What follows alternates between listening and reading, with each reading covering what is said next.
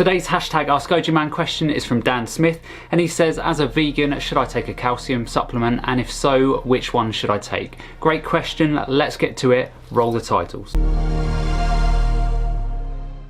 Welcome back, it's good to see you all again. If we haven't met before then, hi, I'm GojiMan. I'm currently finishing a Masters in Nutrition and qualifying as a nutritionist, and next year I'll be studying for a PhD in nutritional science. I do daily videos in which I answer your health and nutrition questions under the hashtag AskGojiMan. So if you have a question for me, then hashtag AskGojiMan in the comments below, and I'll pick one of these for my next video. So without further ado, to the question. So in answer to your question, Dan, I would say that calcium is the #1 supplement that you should avoid at all costs.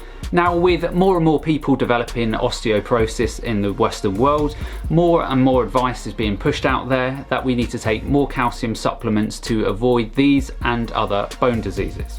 Which is ironic considering the amount of calcium people are consuming, but that's a topic for another video. Now, this advice is probably one of the worst and most dangerous things that people can follow, and let me explain why. So if you look at basic biology, one of the body's natural processes for killing off old cells that are no longer needed is to increase the calcium concentration in those cells. It's a tightly regulated process for cell suicide, and it's called apoptosis. Now, I'm sure you all know that the vast majority of calcium found in the body is located in the bones, approximately 99%. Only 1% of all calcium found in the body is found in the blood.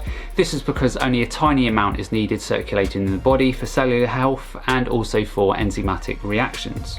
Now, people need to understand that if you have osteoporosis or similar bone diseases, it is simply that your bones are leaking calcium because of diet and other processes occurring in the body. This then causes high amounts of oxidative stress inside the bones, which obviously causes the calcium to be released into the bloodstream, where most of this is then excreted from the body to avoid apoptosis. So your bones are literally being destroyed from the inside out. Now, what people stupidly deduced back in the day, no doubt the dairy industry was behind this, is that if the bones need calcium, then we need to give the body really high amounts to avoid diseases such as osteoporosis.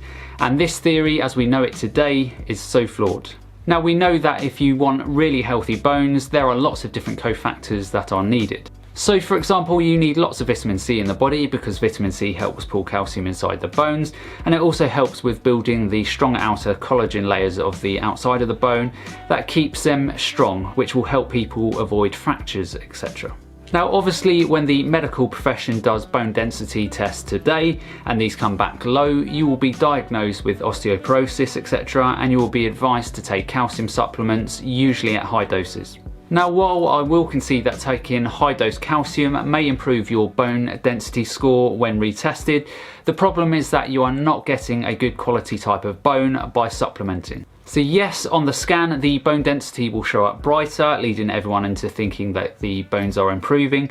But what they don't tell you is that you still have the same high risk factors for bone fractures, etc. A very good analogy to this medical approach to calcium supplementation is trying to put a fresh coat of paint on a mouldy, rotten piece of wood.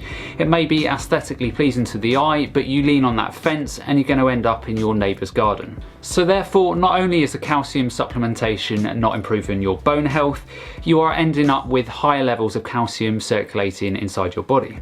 And higher calcium levels in the cells and blood not only cause increased apoptosis in terms of cell death, but increased calcium in the body also drives and fuels many other diseases.